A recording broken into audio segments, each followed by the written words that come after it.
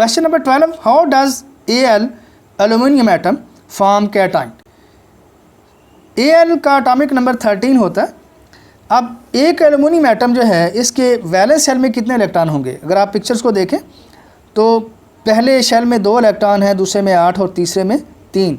ये जो लास्ट वाला शेल है जिसे हम वैलेंस शेल कहेंगे, ये K, L और M, ये M शेल होगा, इसमें 3 इलेक्ट्रॉन है।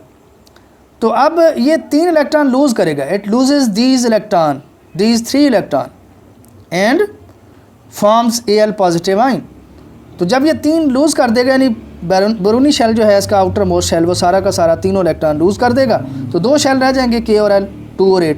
तो इस तरह से ऑक्टेट रूल ये फॉलो कर लेगा, यानी अब इसके आइन बनने के बाद इसके वैलेंस शेल में 8 इलेक्ट्रॉन आ जाएंगे। तो इसकी डिटेल यहाँ लिखी हुई है कि जब ये एटम है तो इसमें 13 प्रोटॉन हैं और 13 इलेक्ट्रॉन प्लस 13 प्लस और फिर इस तरह नेगेटिव 13, ये दोनों जब आप ऐड करते हैं तो 0 बन जाता है, यानी एटम पर चार्ज 0 होता है।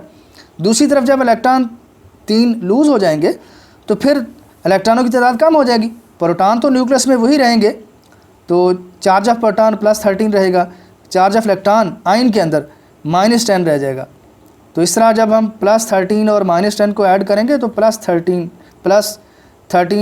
-10 टोटल जो है सम करने से +3 आ जाता है।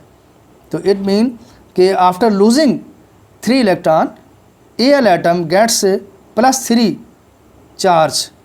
तो ये अब इक्वेशन है कि Al gives us Al +3 electron. तो 3 इलेक्ट्रॉन जब इसमें से निकल जाते हैं तो Al पर +3 चार्ज आ जाता है।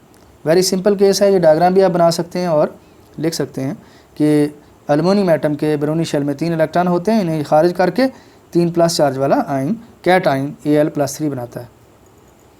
How does O oxygen atom, atomic number 8 है, फॉर्म एनाइन। अब ऑक्सीजन एटम जो है ये कैसे नेगेटिव आइन बनाता है, नेगेटिव आइन को एनाइन कहते हैं। अब ऑक्सीजन एटम के नंबर को देखें, एटॉमिक नंबर 8 है, तो पहले शेल में 2 इलेक्ट्रॉन है, दूसरे में 6 हैं, तो 2 और 6। अब ये क्या करेगा, चूँकि इसके बैरूनी शेल में 6 हैं तो ये ऑक्टेट रूल के मुताबिक 2 लेगा, तो 2 लेगा तो इसके 8 हो जाएंगे बैरूनी शेल में। तो अब देखें, oxygen atom has 6 electron in its valence shell. Oxygen atom अपने बैरूनी शेल में 6 इलेक्ट्रॉन रखता है। इट गेन्स 2 इलेक्ट्रॉन, ये 2 हासिल कर लेता है इलेक्ट्रॉनों को टू कंप्लीट इट्स ऑक्टेट, अपना 8 इलेक्ट्रॉन पूरा करने के लिए नंबर को। तो इस तरह से 8 पूरे करने के लिए इसने 2 इलेक्ट्रॉन लिए हैं, तो 2 इलेक्ट्रॉन लेने की वजह से इस पर -2 चार्ज जो है वो आ जाएगा। In this way it gets negative charge and become anion. Draw the electron dot and cross structure for H2O। Student, हम ऑक्सीजन को देख चुके हैं कि इसके बैरूनी शेल में 6 इलेक्ट्रॉन होते हैं। अब यहाँ पे आपको डॉट की फॉर्म में O ऑक्सीजन एटम के गिर्द 2 2 4 और फिर 2 डॉट 6 इलेक्ट्रॉन नज़र आ रहे हैं। इसके साथ हाइड्रोजन एटम 2 मिले हुए हैं। अब एक हाइड्रोजन जो है उसके साथ क्रॉस है, दूसरे के साथ भी क्रॉस है, तो डॉट और क्रॉस में 1 इलेक्ट्रॉन ऑक्सीजन का है और 1 हाइड्रोजन का। इसी तरह दूसरे हाइड्रोजन पर आप गौर करें, उसमें भी जो डॉट है वो ऑक्सीजन एटम का इलेक्ट्रॉन है और क्रॉस वाला वो हाइड्रोजन एटम का इलेक्ट्रॉन है। इस तरह से ये ऑक्सीजन जो है उसके वैलेंस शेल में 8 इलेक्ट्रॉन हो जाएंगे, 2 जो हैं वो शेयरिंग वाले 2 पेयर 4 और 2 ऐसे पेयर जो कि अनशेयर्ड हैं 4 8। और हाइड्रोजन जो है ये अपने अपने पेयर को मुकम्मल कर लेगा। तो इन दिस वे हाइड्रोजन एटम जो दोनों हैं वो अपना डुप्लेट रूल के मुताबिक 2 इलेक्ट्रॉन पूरे करेंगे और ऑक्सीजन एटम अपना ऑक्टेट रूल के मुताबिक 8 इलेक्ट्रॉन पूरे कर लेगा। ये डॉट और क्रॉस स्ट्रक्चर है वाटर के लिए। स्टूडेंट्स, अब हम स्ट्रक्चर ड्रा करेंगे। हमारे पास मॉलिक्यूल है मीथेन का CH4। सबसे पहले कार्बन को देखेंगे 6 K और L। वैलेंस शेल में 4 इलेक्ट्रॉन होंगे। ये कार्बन का पहला पॉइंट आप लिखेंगे कि carbon has 4 electron in its valence shell, यानी आखिरी शेल में 4 इलेक्ट्रॉन कार्बन के। फिर दूसरा पॉइंट हम लिखेंगे, इसमें दूसरा ये लिखेंगे कि 4 हाइड्रोजन एटम इसके साथ शेयरिंग में हिस्सा लेते हैं और चारों अपना 1-1 इलेक्ट्रॉन जो है वो शेयर कर लेते हैं। स्टूडेंट्स, अब आप देख रहे हैं कि यहाँ पे कार्बन और हाइड्रोजन के दरमियान शेयरिंग हो रही है, तो इसको सिंगल कोवेलेंट बॉन्ड का नाम देंगे। ये भी सिंगल कोवेलेंट बॉन्ड है, सिमिलरली ये चारों सिंगल कोवलेंट बॉन्ड बन जाएंगे कार्बन और हाइड्रोजन के दरमियान, और ये स्ट्रक्चर है CH4 मीथेन का मॉलिक्यूल बन जाएगा। तो ये डॉट क्रॉस स्ट्रक्चर मॉडल है मीथेन का, इसको हम इस तरह भी लिख सकते हैं, और फिर फाइनली ये मॉलिक्यूल बन जाएगा। तो ये पॉइंट है इसके कि नंबर 1 कार्बन के वैलेंस शेल में 4 इलेक्ट्रॉन होते हैं, और ऑक्टेट रूल के मुताबिक कार्बन को 4 इलेक्ट्रॉन और चाहिए ताकि ये अपना ऑक्टेट पूरा कर सके। तो इसलिए ये 4 हाइड्रोजन एटमों से एक इलेक्ट्रॉन शेयर कर लेगा। तो इन दिस वे कार्बन के जो हैं वो 8 के 8 पूरे हो जाएंगे। अगर आप गौर करें तो ये देखें, इसको काउंट कर सकते हैं आप आसानी से, 2 2 4 2 6 और 2 8। और हाइड्रोजन को देखें आप तो हाइड्रोजन के 2 जो हैं वो भी पूरे हो जाते हैं। तो इस तरह से मीथेन का स्ट्रक्चर पूरा हो जाता है। अब नाइट्रोजन को चेक करते हैं हम। नाइट्रोजन का एटॉमिक नंबर 7 होता है, K और L, पहले में 2 और दूसरे में 5। ये नाइट्रोजन एटम है, इसके 5 इलेक्ट्रॉन हैं वैलेंस शेल के अंदर। अब ये 5 इलेक्ट्रॉन पूरे हो गए। अब चूंकि 8 करने के लिए इसे 3 इलेक्ट्रॉन मज़ीद चाहिए होंगे, इट नीड्स 3 मोर इलेक्ट्रॉन। तो अब हाइड्रोजन के 3 एटम इसके साथ मिलेंगे, ये 3 हाइड्रोजन एटम साथ इसके मिल रहे हैं। तो इन दिस वे नाइट्रोजन हाइड्रोजन के दरमियान ये भी कोवलेंट बॉन्ड है, 1 2 और 3 कोवलेंट बॉन्ड बन जाएंगे, और इसके साथ साथ ये एक पेयर जो है वो वैसे भी बच जाएगा जो कि शेयरिंग में यूज़ नहीं हुआ। तो ये स्ट्रक्चर है अमोनिया का NH3, तो NH3 का स्ट्रक्चर हमने ड्रा किया। सिमिलरली कार्बन टेट्राक्लोराइड है CCl4।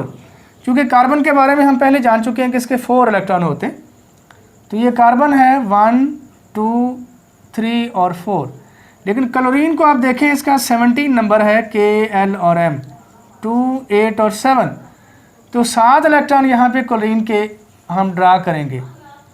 अगर इसको हम क्रॉस कर लें तो इसके डॉट बना लें, तो इस पर कोई पाबंदी नहीं होती। हम 7 इलेक्ट्रॉन क्लोरीन के ड्रा कर रहे हैं, तो ये 7 पूरे हो गए।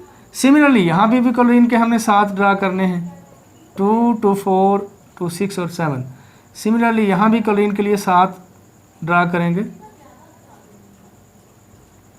और यहाँ भी क्लोरीन के लिए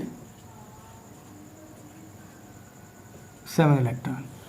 तो इन दिस वे क्लोरीन और कार्बन दोनों के 8 पूरे हो जाएंगे। लेट से ये 8 हैं, देखें, इसी तरह ये भी 8 पूरे हैं, 8 हैं, और ये भी 8। अगर आप कार्बन को देखते हैं तो कार्बन के भी 8 पूरे हो जाते हैं। इन दिस वे कार्बन और क्लोरीन ये CCl4 कार्बन टेट्राक्लोराइड का स्ट्रक्चर बन जाएगा। कार्बन डाइऑक्साइड का स्ट्रक्चर हम ड्रा करेंगे। कार्बन 4 इलेक्ट्रॉन इसके होते हैं,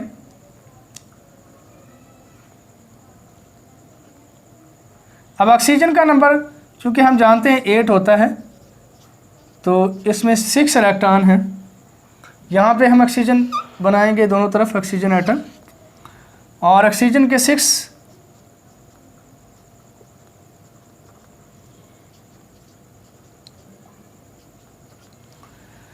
अब ये यहाँ शेयरिंग हुई है, इधर भी शेयरिंग हुई है।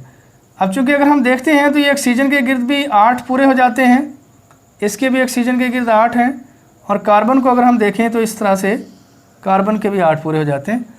तो कार्बन और ऑक्सीजन के दरमियान यहाँ पे डबल बॉन्ड मौजूद है, डबल कोवलेंट, यहाँ पे भी डबल बॉन्ड मौजूद है। तो इन दिस वे ये कार्बन डाइऑक्साइड यानी CO2 का स्ट्रक्चर बन जाता है। एक कार्बन है और 2 ऑक्सीजन, और कार्बन और ऑक्सीजन के दरमियान डबल कोवलेंट बॉन्ड दोनों तरफ मौजूद है। सिमिलरली हम CH4 मीथेन का और ammonia NH3, carbon tetrachloride CCl4 और कार्बन डाइऑक्साइड CO2 के स्ट्रक्चर भी ड्रा कर सकते हैं। कार्बन को देखें, कार्बन का एटॉमिक नंबर 6 होता है, पहले में 2 और दूसरे में 4। तो कार्बन के 4 इलेक्ट्रॉन आएंगे पहले शेल में, आखिरी शेल में, वैलेंस शेल में, पहले में 2 हैं। तो वैलेंस शेल में चूँकि हमने देखना होता है, तो कार्बन के वैलेंस शेल में 4 इलेक्ट्रॉन, अब इसको 4 और इलेक्ट्रॉन चाहिए। तो इस तरह से 4 हाइड्रोजन एटम इसके साथ अपना अपना एक इलेक्ट्रॉन शेयर कर लेंगे, तो ये CH4 बन जाएगा। तो इस तरह कार्बन और हाइड्रोजन के दरमियान 4 कोवलेंट बॉन्ड बन जाएंगे, यानी कार्बन और हाइड्रोजन के दरमियान शेयरिंग की वजह से 4 कोवलेंट बॉन्ड। तो C सेंटर में आ जाएगा, single bond hydrogen, single bond hydrogen, single bond hydrogen और सिंगल बॉन्ड हाइड्रोजन, यानी कार्बन के साथ 4 हाइड्रोजन एटम सिंगल बॉन्ड बनाएंगे, सिंगल कोवेलेंट बॉन्ड 4 बनेंगे ये। इसी तरह अमोनिया जो है नाइट्रोजन और हाइड्रोजन के मिलने से बनता है।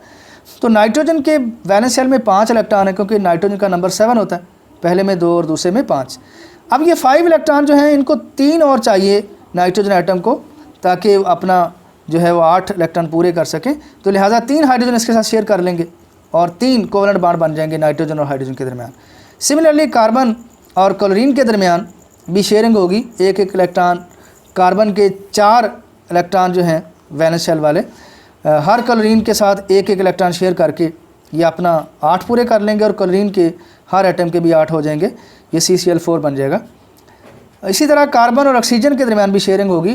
कार्बन के चूँकि 4 हैं तो 2 कार्बन के 1 ऑक्सीजन के साथ शेयर कर लेंगे और दूसरे 2 जो हैं वो दूसरे ऑक्सीजन एटम के साथ शेयर कर लेंगे। इस तरह ऑक्सीजन के 8 हो जाएंगे और कार्बन के भी 8 हो जाएंगे। तो कार्बन और ऑक्सीजन के दरमियान डबल कोवेलेंट बॉन्ड बन जाएगा, दोनों ऑक्सीजन एटम के दरमियान डबल कोवेलेंट बॉन्ड होगा। तो ये तस्वीर में आप देख रहे हैं।